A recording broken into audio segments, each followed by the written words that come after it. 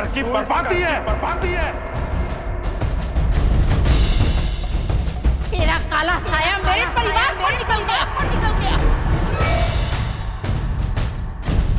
इस घर के लिए मनहूस है तू, मनहूस है तू।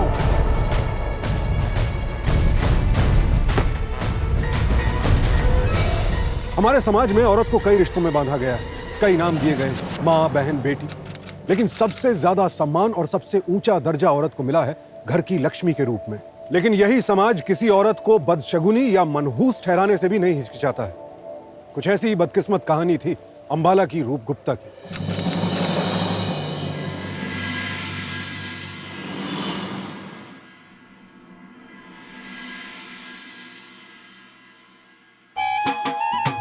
क्या हो गया? तुम लोग कैसे रास्ता रोक के खड़ी हो गई? अरे अरे भैया, कहाँ चले आ रहे हैं? भाभी तो अंदर नहीं आ सकती। सॉरी, मुझसे कोई गलती हो गई क्या? गलती तुमसे नहीं, तुम्हारे पति देव से हुई है। हम बहनों को जो द्वार रुकाई का शगुन तो देना ही पड़ेगा। निकालो। ये देखो, इतनी सुंदर दुल्हन लेकर आया, इसलिए इतना ज्यादा शगुन दे रहा है। अब आ सकते हो।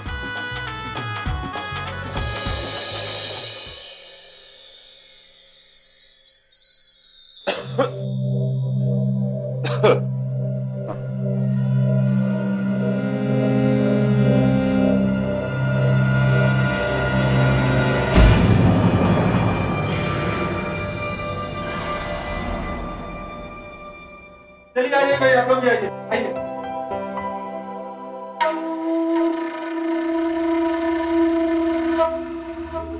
पाजी, मैं जानती हूँ कि आपको ये रिश्ता मंजूर नहीं था, पर अंबर को रूप बहुत ही पसंद थी, तो मैं क्या कर सकती थी। आप तो आजकल के बच्चों को जानते ही हैं। वैसे पाजी, रूप एक अच्छी लड़की है।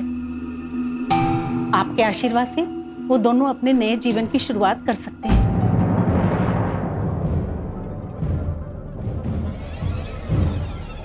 छोटी बहू, तुझे नहीं पता कि तू इस घर में बहू नहीं बर्बादी लेकर आई है। इस लड़की रूप की कुंडली देखी है मैंने। एक ना एक दिन पूरे घर को निकल जाएगी, ये देख लेना। पाजी, इस घर की बहू के बारे में कृपा करके ऐसी बातें मत कीजिए। मैं जानती हूँ कि आपको ये रिश्ता पसंद नहीं, पर किसी को इस तरह मनहूस कहना ये भी तो सही नहीं। और रूप इस घर का, इस परिवार का एक हिस्सा बन चुकी है। ये बात आप जितनी जल्दी हो सके समझ लीजिए,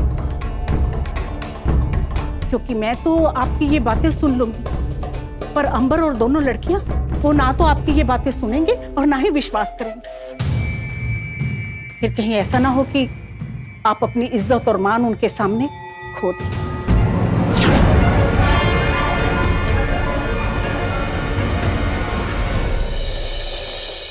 ये मेरे पिताजी हैं। अगर वो जिंदा होते तो आज तुमको देखकर बहुत खुश होते। हाँ पुत्र, ये ले, दिया जला और इनसे आशीर्वाद ले।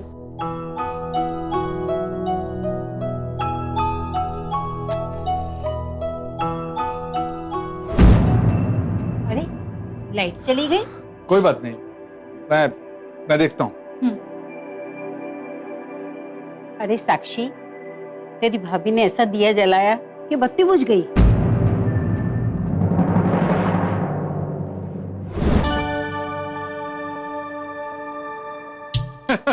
अरे वो ओवरलोड हो गया था, मैंने फ्यूज लगा दिया, ठीक हो गई, कोई बात नहीं।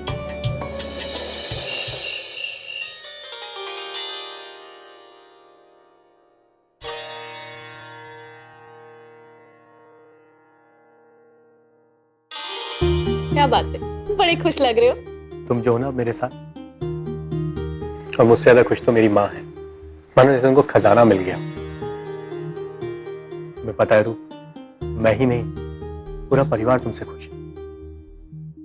एंड आई प्रॉमिस, तुम्हारी खुशी की जिम्मेदारी मैं लूंगा। तुम मेरी खुशी की जिम्मेदारी लो और मैं अपने इस प्यारे से घर की। Deal done? डन।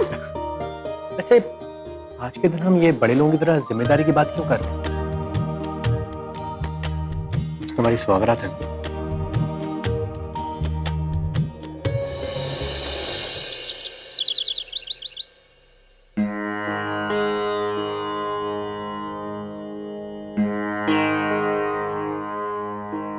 जी ताया जी, छोटी बहू, क्या क्या हुआ बाजी? छोटी बहू। हाँ जी पाजी। ओए, अगर तेरे को मेरी पूजा के फूल लाने इतने मुश्किल लगते हैं तो कह देना मेरे को, कल से मैं खुद ले लिया करूंगा। पर पाजी, रूप ने तो। ओए, मैं इसका सुबह सुबह नाम नहीं सुनना चाहता। तूने इसे मेरी पूजा में भेज दिया। ताऊ जी, रूप ने तो आपको सिर्फ फूल दिए हैं और एक तो उसने आपका काम किया। प्रॉब्लम क्या है? प्रॉब्लम यह है बेटा जी कि ये पूजा के फूल हैं, पवित्र और शुभ, और इस लड़की का साया अशुभ, और इसका ये अशुभ साया किसी शुभ चीज पर पड़े, ये मैं बिल्कुल बर्दाश्त नहीं करूंगा। देखिए ताऊ जी, आप मेरे पिता समान हैं। आपसे विनती करता हूं कि आज के बाद ऐसी बात मत कीजिएगा।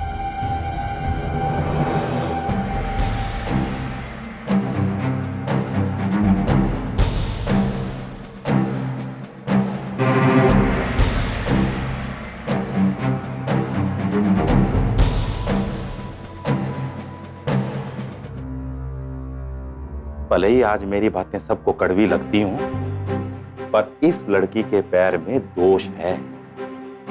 ये सब लोग जो आज इसकी हिमायत कर रहे हैं ना, कल यही लोग इसके साए से भी दूर भागेंगे। देख लेना, लिख लेना मेरी बात।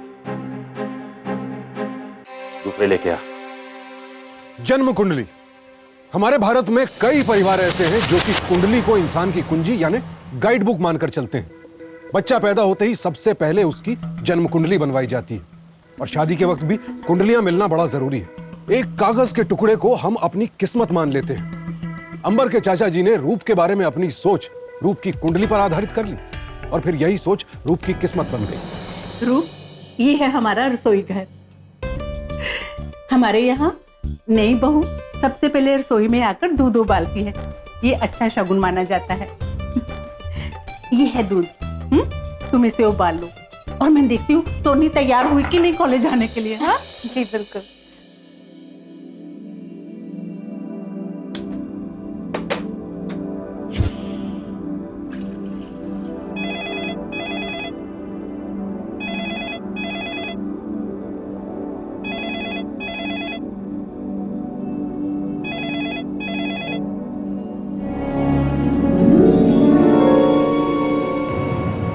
रूप, रूप कहाँ गई? रूप,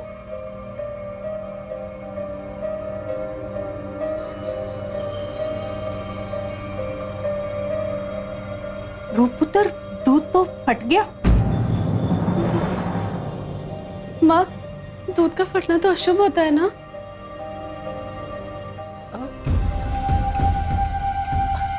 ओ कोई नहीं पुत्र, गर्मी बहुत है ना तो दूध तो फट ही जाता है। तू ज्यादा मत सोच।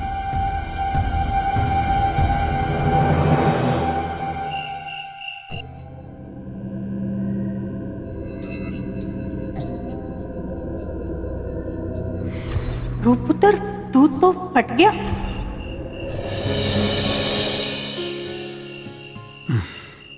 क्या बात है? हाथ में पेन, पूरे पन्ने और डायरी, क्या हुआ?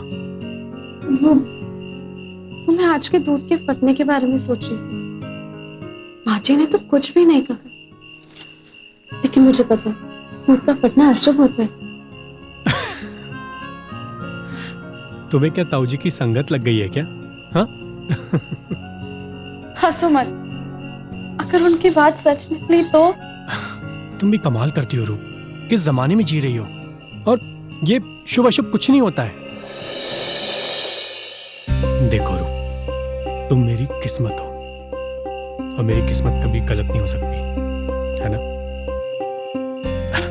और रहा ताऊ जी का सवाल, वो तो पंचांग लेके बैठे रहते हैं और अपना भविष्य सबको सुनाते रहते हैं।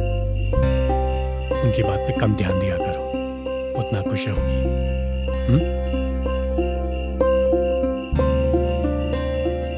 पता नहीं, दुनिया भले ही मुझे मनहूस समझे, कि मेरे पति और मेरा परिवार खुश है और मुझे और कुछ नहीं चाहिए।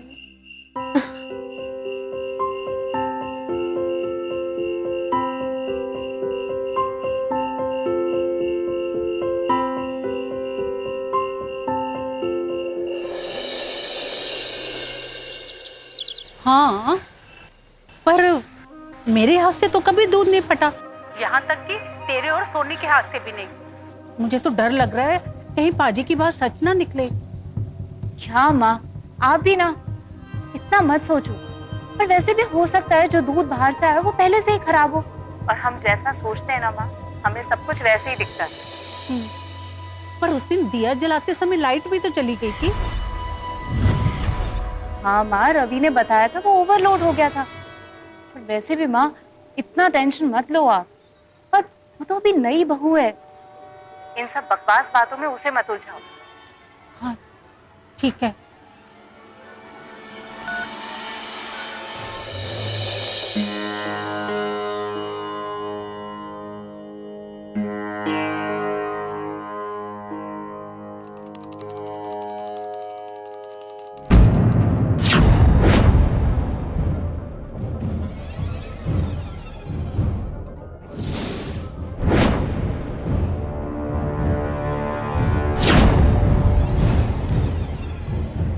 मेरी बातों पे विश्वास नहीं हो रहा था ना,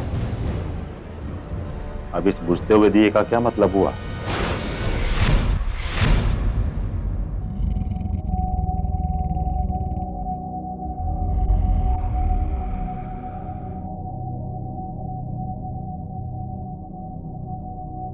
ताऊ जी,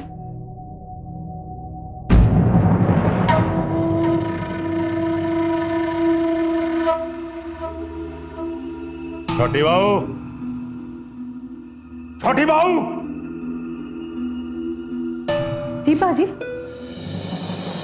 और मैंने तेरे को कहा था ना कि इस लड़की का साया ना तो मुझे मेरी पूजा की सामग्रियों पे चाहिए और ना ही ये मेरे सामने आनी चाहिए। और तूने तो हद कर दी, आज इसके हाथों मेरा खाना पेश दिया, भ्रष्ट कर दिया खाने को। लगता है इस घर में अब मेरी बातों का कोई मोल नहीं रहा। वाह ताऊ जी वाह, अगर आपकी सोच इतनी छोटी और घटिया है तो आप सही कह रहे हैं। ना ही आपका और ना ही आपकी बात का कोई मोल रहा है। अरे ये तो मैंने रूप को भेजा था आपके पास खाना लाने के लिए। बड़प्पन है इसका, इतना सब कुछ होने के बाद आपके पास आ रही है।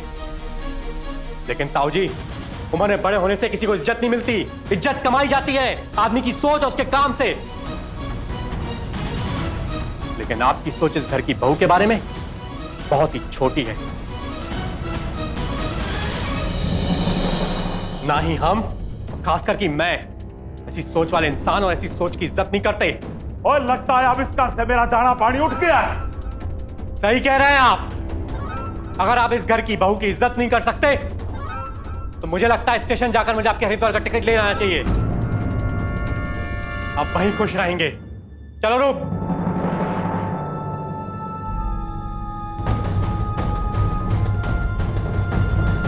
छोटी बहू, ओए, बहुत बड़ा अनर्थ होने वाला है इस घर में।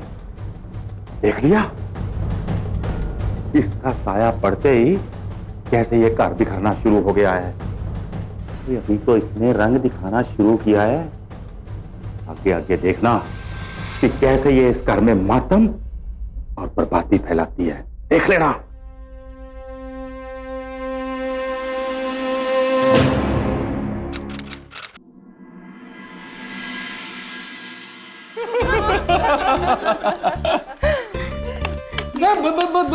बहुत हो गया। अरे रूप बस करो, ऑलरेडी इनका कोलेस्ट्रॉल ना आसमान छू रहा है, और वैसे भी इन्हें खुद की तो कोई फिक्र होती नहीं है। दीदी, एक दिन के खाने से कुछ नहीं होता है, पर मुझे तो लग रहा है कि आपको मेरे हाथ का खाना पसंद नहीं है, राइट? भाई 100 बात की एक बात ये है कि अपनी बीवी के हाथ के बने हुए खाने से ज्यादा अच्छा दूसरों की बीवियों का हाथ का खाना ज्यादा अच्छा होता है।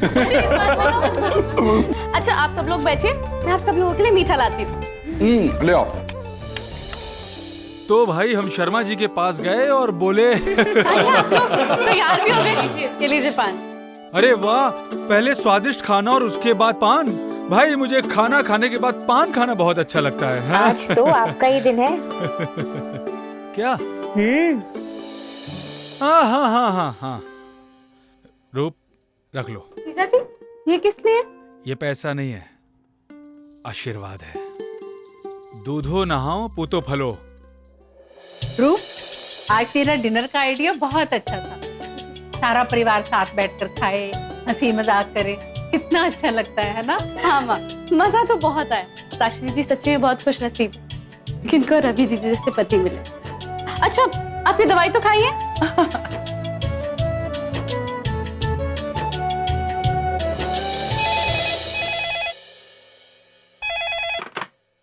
हेलो,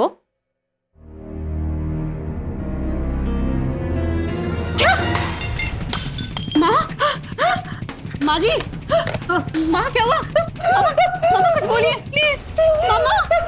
माँ जी कुछ बोलिए। माँ। अरे दूध पियो मोंटू। अरे ना अब अच्छे बच्चे हो ना, पकड़ लिया। अरे बहुत शैतान हो गए। चलो दूध पियो। आपको स्ट्रॉन्ग बनना है अमन भैया जैसे, एकदम स्ट्रॉन्ग। तो जल्दी पियो।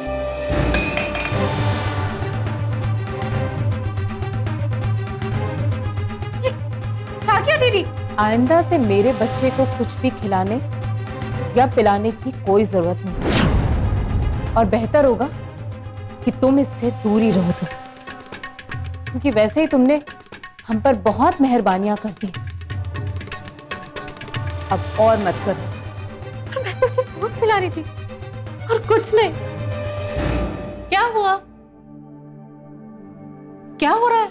माँ, आप फोन पर मुझे कहती थी ना कि चाचा जी इसे मनहूस कहते हैं।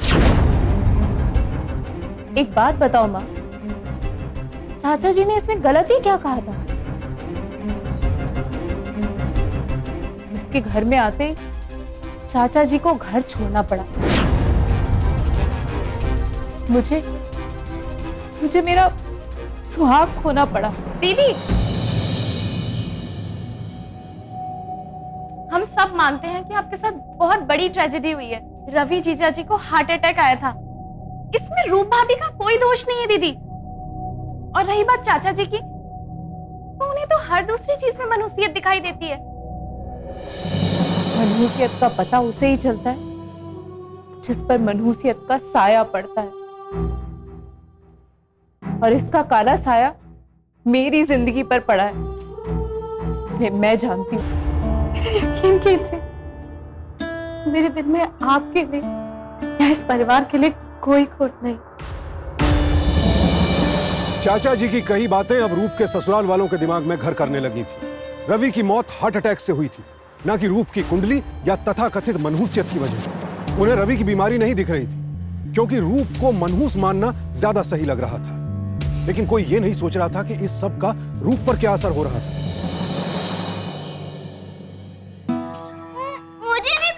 मोंटू, अरे मोंटू, बदमाशी देखो इसकी। सोनी लेट हो रहा है, चलो। हाँ भैया बस। रूप किधर है? हाँ जी आई। ये तुम्हारा लकी पेन और ये तुम्हारा बैग। बस मिल गया ना? भाभी मेरा हॉल टिकट। टेंशन मत लो, सब इसी के अंदर डाल दिया। और मेरा दही शक्कर? ये है ना दही शक्कर। रूप ला दे। भैया जल्दी करो ना, लेट हो रहा है। चलो चलो। ध्यान से लिखना पेपर, हाँ? और कब आएगी ये तो बता। 2 बजे तक आ जाऊंगी मैं।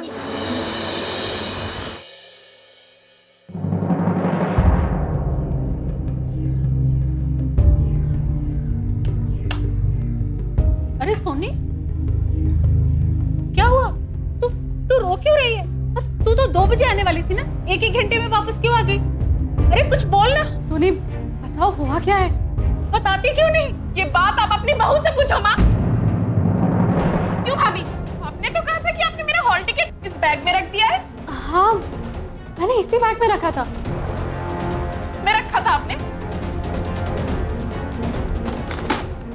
कहाँ है भाभी? माँ जी यकीन कीजिए, मैंने खुद अपने हाथों से इस बैग में रखा था। 1 मिनट।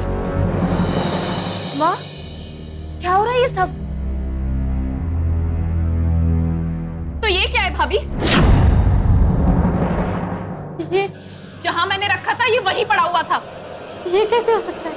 बस करो रूप, अभी तो अपनी गलती मान लिया करो। गलती मानने से अब क्या हो जाएगा दीदी?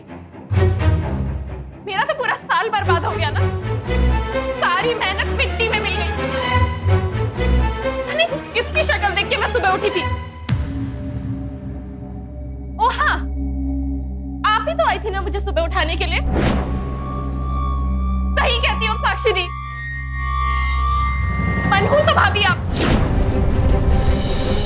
सुबह आपका चेहरा क्या देख लिया, अब पूरा साल बर्बाद हो गया।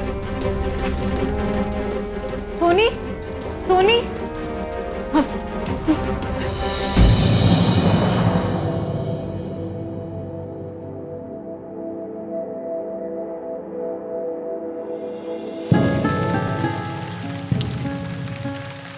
क्या बात है? अंबर, आपको भी लगता है मैं मनहूस हूँ? क्या बात कर रही हो? ऐसा मैं नहीं, ऐसा सब कहते। चाचा जी, ताया जी, साक्षी, और अब तो सोनी ने भी बोल दिया कि मैं मनहूस हूँ। नहीं रू, ऐसा कुछ नहीं है। तुम मनहूस नहीं हो, और ये सब उनकी सोच है, मेरी नहीं। प्लीज ये सब सोचना बंद करो।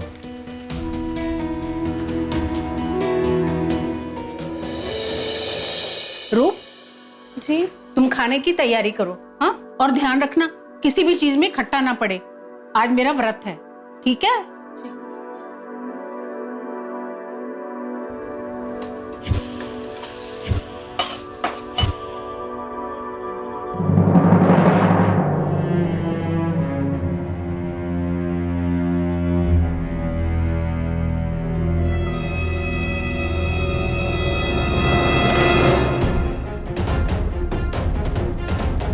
ये क्या? खाने में खट्टा? सारे व्रत का सत्यानाश कर दिया। अरे इस व्रत में खट्टा नहीं खाते हैं, ये मैंने तुम्हें पहले ही बता दिया था। लेकिन नहीं, तुम तो वही करोगी जो तुम्हारा मन करेगा। पर माँ जी, मैंने तो कुछ भी खट्टा नहीं डाला।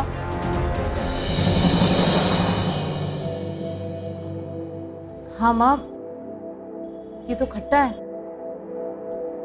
मैं इतने दिनों से चुप थी, लेकिन ये लड़की वही है जो तुम लोगों की धारणा है। जब से ये इस घर में आई है, मेरा घर परिवार बर्बाद होता जा रहा है। आज मुझे पाजी की कही हुई हर बात सच दिखाई दे रही है। मैं ही पागल थी जो इस लड़की के लक्षण समझ नहीं पाई। रूप, रूप, बस करो माँ, बहुत हुआ। इस घर में मनुष्यत का राग और नहीं सुनना मुझे। अगर आपको रूप से इतनी प्रॉब्लम है तो हम दोनों घर छोड़ के चले जाते हैं। अरे अंबर, तू बात को गलत समझ रहा है। गलत फहमी हो गई तुझे अंबर। माँ आप भी ना छोटी सी बात को तूल दे देती हो। माँ का दिमाग खराब हो गया है। अरे बात को इतना भी मत बढ़ाओ कि हमारा ही परिवार बिखर जाए। हेलो पाजी, आप जो कुछ भी कह रहे थे वो सब सच निकला। रूप ने इस घर की बर्बादी शुरू कर दी है।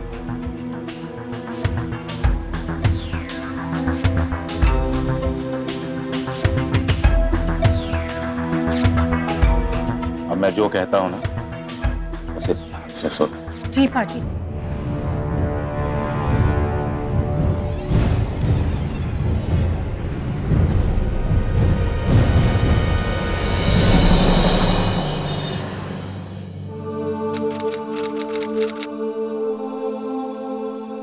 माँ, रूप कहाँ है? रूप, रूप, तुमको पता था ना कि वो मेहरा का कॉल कितना इंपॉर्टेंट है मेरे लिए? हाँ, हुआ क्या है? इतनी भोली बन रही हो। लेकिन मैंने क्या किया? अच्छा, क्या किया है?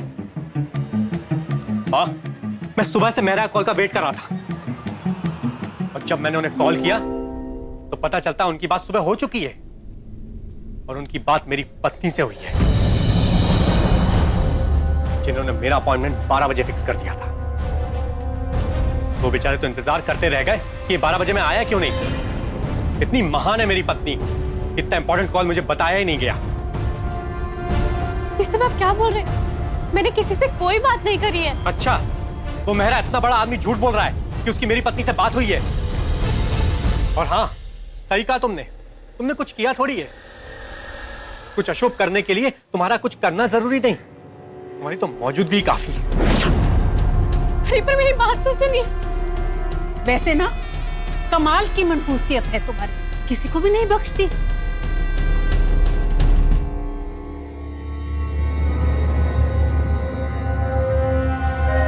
अब घर में कोई भी ऐसा नहीं था जो रूप को मनहूस नहीं मानता था। अंबर, जो कि रूप से बेइंतहा प्यार करता था, अब उस जैसा इंसान भी रूप से दूरी बनाकर रखने लगा था, क्योंकि कहीं ना कहीं उसके दिल में भी मनहूसियत वाली बात घर करने लगी थी। अंबर और उसके परिवार को एक जीते जागते इंसान से ज्यादा चाचा जी की दकियानूसी बातें सच लगने लगी थी। लेकिन किसी ने भी यह जानने की कोशिश नहीं की कि इन सब गलतफहमियों की असल वजह कुछ और ही थी।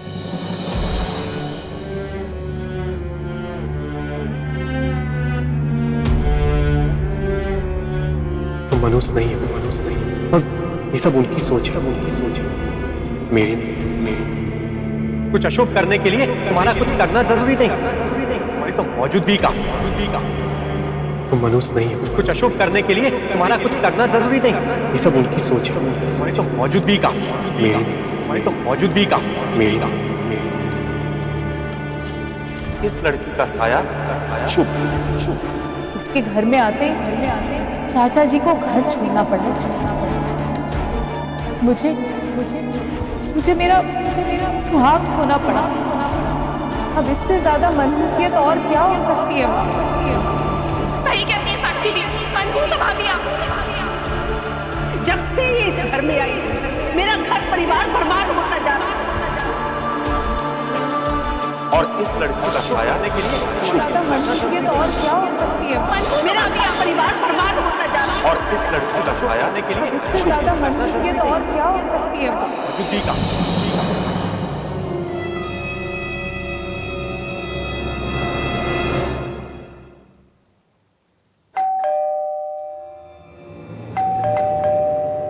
ये लड़की दरवाजा क्यों नहीं खोल रही? क्या आफत आ गई इसको? तू जरा फोन तो लगा उसे। जी मम्मी। हाँ।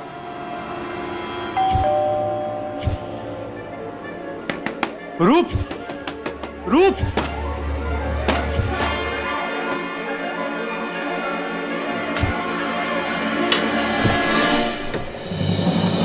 रूप। देखिए, ये आत्महत्या का केस है, आपको हमारे साथ थाने चलना होगा। चलो।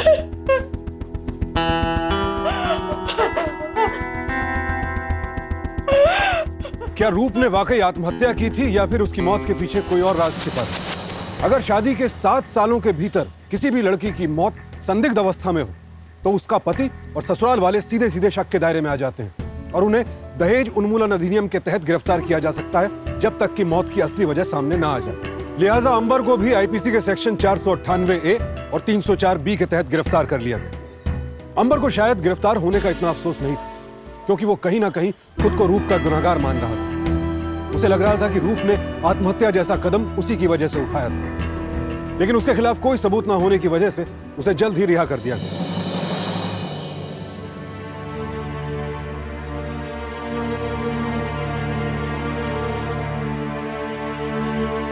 गुप्ता साहब, अभी तक सो रहे? उठो, सुबह हो गई, ऑफिस नहीं जाना? सुबह इतनी जल्दी क्यों? अरे अभी शादी को सिर्फ 2-3 दिन और सुबह हो गए। चलो तुम गुप्ता जी, आपको शादी और कितने दिन चलानी है? चलो, घर के काम में भी लगना है मुझे। नहीं, अभी नहीं। गुप्ता जी उठो, छोड़ो।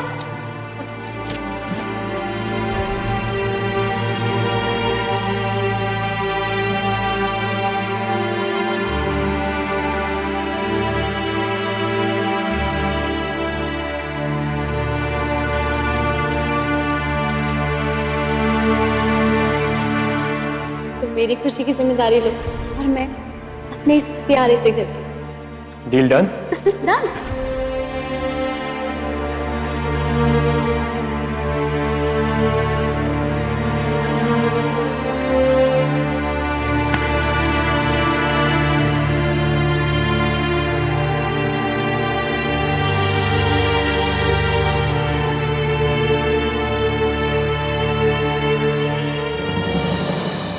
आज आपसे झगड़ा करके बिल्कुल अच्छा नहीं लगा अंबर, पर क्या करूं, जो हो रहा है वो मुझे भी समझ में नहीं आ रहा है। आप परेशान हो, मैं परेशान हूँ, और इसी वजह से हम दोनों बात नहीं कर पा रहे।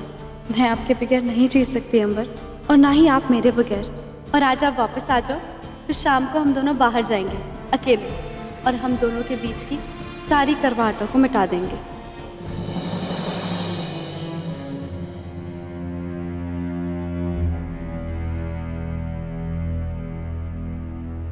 हेलो। उससे पहले उससे किसी की बात नहीं हुई थी? घर में कोई भी नहीं था? अंबर,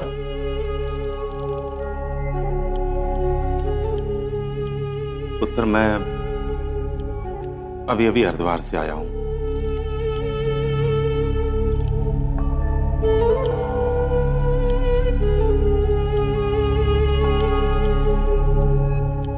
देख बेटा, जो होना था वो तो हो गया।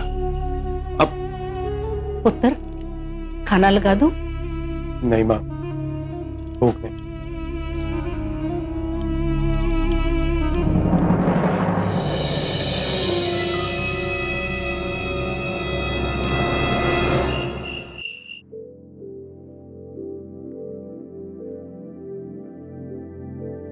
पिताजी, जो हुआ सही हुआ।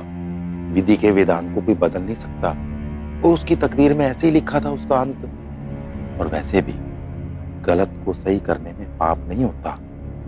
अगर वो लड़की इस घर में रहती ना, तो सब कुछ खत्म हो जाता। उसके जाने में ही सबकी भलाई है। तूने कुछ गलत नहीं किया उसको मार के। अरे अंबर, सुबह से कहाँ चला गया था? चल आजा, खाना लगा दो। खाना नहीं खाना दीदी, ये आपसे कुछ सवाल पूछना चाहते हैं। मुझसे? क्या बात है? साक्षी जी, रूप के कत्ल के वक्त कहाँ थी आप? मैं वो इन सब के साथ ही तो थी, है ना अंबर? हाँ, सिवाय 2 घंटे के, जब हम निकल गए थे। आप घर पे ही थी और मोंटू स्कूल से आने वाला था, और आप वहां 3 बजे पहुंची, जबकि यहाँ से वहां तक का सफर सिर्फ आधे घंटे में तय किया जा सकता है, और आप 2 घंटे में आई। याद है ना आपको? क्या बकवास करे जा रहा है? तेरा दिमाग तो ठीक है ना? तू अपनी बहन को खूनी कह रहा है? मैं क्या खूनी कह रहा हूँ, ये तो आप कह रहे हैं। और तू क्या खून खून किए जा रहा है? रूप ने तो आत्महत्या की थी ना, और अभी पोस्टमार्टम की रिपोर्ट भी आ जाएगी तो तुझे सब साफ साफ पता चल जाएगा। पोस्टमार्टम रिपोर्ट आ चुकी है दीदी, उसमें साफ साफ लिखा है कि रूप ने खुदकुशी नहीं, उसकी हत्या हुई, और वो भी दम घुटने से। और उसकी मौत 12 से 2 बजे के बीच में हुई। इसका मतलब यह है कि जब आपके अनुसार रूप खुदकुशी कर रही थी तो आप घर में ही थी, लेकिन जब मैंने आपसे पूछा तो आपने कहा रूप खाना बना रही है। वाह तेरी मनहूसियत रूप, मरते मरते भी इस घर पे बर्बादी का साया डाल ही गई। देख लिया आपने? और जिस बड़ी बहन को तू अपनी मां के समान समझ के प्यार करता था, अब उसी को कातिल मान रहा है। सच्चाई तुझे कब समझ आएगी पुत्र? मुझे सच्चाई समझ में आ गई है ताऊ जी। असली खेल के रचयिता तो आप हैं, ये तो केवल एक मोहरा है। ये तू क्या अनाप शनाप बके जा रहा है? और बीवी के मरने से पागल हो गया है तू? हाँ, हो गया हूं पागल। कल जब आप दोनों की बात सुनी तब से। पिताजी, जो हुआ सही हुआ। विधि के विधान को कोई बदल नहीं सकता। वो उसकी तकदीर में ऐसे ही लिखा था उसका अंत। और वैसे भी गलत को सही करने में पाप नहीं होता। उसके जाने में ही सबकी भलाई है। और ये सब तो साक्षी ने किया है, इसने खुद कहा है कि इसने रूप का गला कोट के उसका खून किया, इसने खुद कहा है। क्या बकवास कर रहे हैं आप ही ने तो कहा था कि उसकी मनुष्यत की वजह से रवि की मौत हुई थी और उसका मर जाना ही हम सबके लिए ठीक है। उसके जिंदा रहने में हम सबकी भलाई नहीं है और जब सब बातें सामने आ गई तो सब कुछ आप मेरे मत्थे मर रहे हैं। साक्षी, क्या ये सच है? और पाजी आपने किया ये?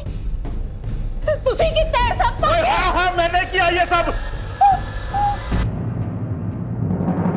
उसके साथ यही होना चाहिए था, इसी लायक थी वो। क्यों? क्या बिगाड़ा था मेरी रूप ने? क्यों किया आपने ऐसा? बिगाड़ा था? और क्या बिगाड़ा था रूप ने? और जिस दिन से वो इस घर में आई थी ना मेरा कोई अस्तित्व रहा था और ना ही मेरा कोई मान सम्मान। फिर कहीं ऐसा ना हो कि आप अपनी इज्जत और मान उनके सामने खो दें। मेरी सारी इज्जत खत्म हो गई थी। आपकी हिम्मत कैसे हुई मेरी पत्नी को मनुष्य कहने की? और जिस घर में तुम लोग उससे बात करने से डरते थे ना, उसके आने से मेरे साथ सवाल लड़ाने लग गए तुम लोग। ना ही आपका और ना ही आपकी बात का कोई मोल रहा है। वो लड़की मुझे पहले दिन से नहीं पाई थी और फिर मैंने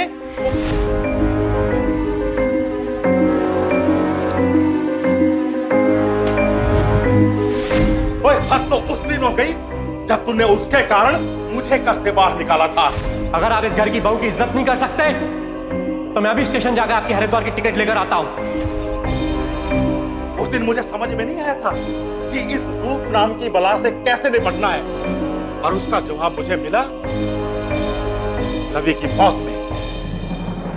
और फिर मैंने साक्षी से बात की और वो मान भी गई।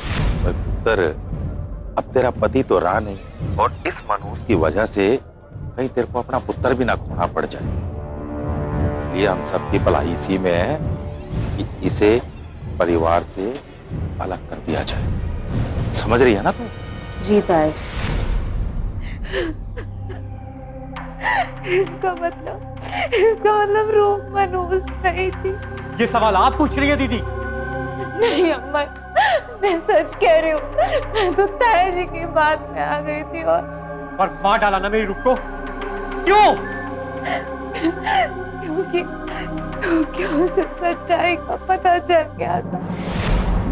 चाचा जी अब देखिएगा, बस कुछ ही दिनों की बात है। इस लड़की को ना परिवार वाले खुद ब खुद धक्के मारकर इस घर से निकालेंगे। माँ से लेकर अंबर तक सबको यकीन हो चुका है कि ये लड़की कितनी मनहूस है। माँ के व्रत के खाने में मैंने खट्टा मिला दिया था और सोनी, उसका हॉल टिकट भी मैंने गायब कर दिया। कार्ड?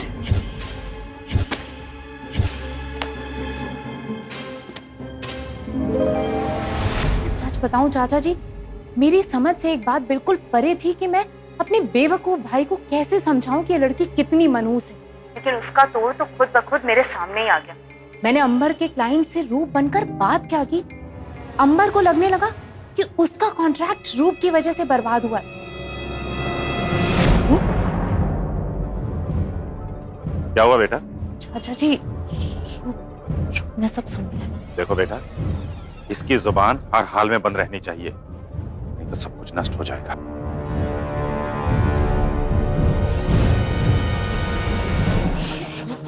मैं कभी सोच भी नहीं सकती थी कि ऐसा घिनौना काम आप करेंगे। मैं सोच सोच के परेशान हो रही हूँ कि मुझ में ऐसे क्या अपशगुनता आ गई कि मेरी वजह से मेरे पूरे परिवार वालों को इतना कुछ बर्दाश्त करना पड़ रहा है। लेकिन ये सारा घिनौना काम तो आप कर रही थी। रुकिए, मैं अभी फोन करके अंबर को सब कुछ बताती हूँ। फिर मैं क्या, वो खुद ब खुद तुम्हें घसीटे मारते हुए घर से निकाल देती। फोन तो तुम तब करोगे जब मैं तुम्हें यहाँ से जाने दूंगी। जिस आदमी की मौत की दुहाई दे रही हो ना, उसी आदमी ने रूप को लंबी उम्र का आशीर्वाद दिया था। आज तुमने उसको नहीं, उसकी मौत तक को झुठला दिया। और ये असली गुनहगार मिस्टर विश्वनाथ गुप्ता, आज पापा जिंदा होते तो उसको बड़ा भाई कहने से शर्म आती है। इंस्पेक्टर साहब, पकड़ लीजिए इन दोनों को। ले चलो इनको। मोंटू, मोंटू, कहाँ जा रहे हो? मोंटू, साक्षी, साक्षी। साक्षी को रूप की हत्या करने के जुर्म में आईपीसी के सेक्शन 302 और आपराधिक षड्यंत्र रचने के लिए सेक्शन 120 बी के तहत उम्र कैद की सजा सुनाई गई। चाचा को आपराधिक षड्यंत्र के लिए सेक्शन 120 बी और साक्षी को रूप की हत्या करने के लिए उकसाने के जुर्म में सेक्शन 108 और 109 के तहत उम्र कैद की सजा हुई। शादी के दौरान चाहे किसी भी वजह से अगर किसी की मौत हो जाए या कोई दुर्घटना हो जाए तो सारा दोष सीधे सीधे दुल्हन पर डाल दिया जाता है। उसके शुभ होने पर सवाल उठा दिए जाते हैं। आज के इस दौर में जब हम इतनी तरक्की कर चुके हैं, वहीं हम किसी मासूम को मनहूस भी करार दे रहे हैं, ये कहां तक तर्कसंगत है? सावधान इंडिया अपने शो के जरिए ऐसी हर मान्यता, हर प्रथा का कड़ा विरोध करता है जहां इंसान को इंसान नहीं समझा जाता। कोई भी शुभ या अशुभ नहीं होता, ये सिर्फ हमारी रूढ़िवादी सोच है जो हमें ऐसे घृणित कार्यों की ओर धकेलती है। अब वक्त आ गया है कि हम सदियों से चले आ रहे इन ढकोसलों को पीछे छोड़कर एक बेहतर समाज बनने की तरफ अपना कदम बढ़ाएं, ताकि फिर से कोई रूप इन रूढ़ियों की बलि न चढ़े। इसी प्रार्थना के साथ अब मैं सुशांत सिंह आपसे विदा लेता हूं। फिर मुलाकात होगी ऐसी एक और सत्य घटना के साथ। सावधान रहें, सतर्क रहें, जिम्मेदार बने। देखते रहें सावधान इंडिया, इंडिया फाइट्स पर।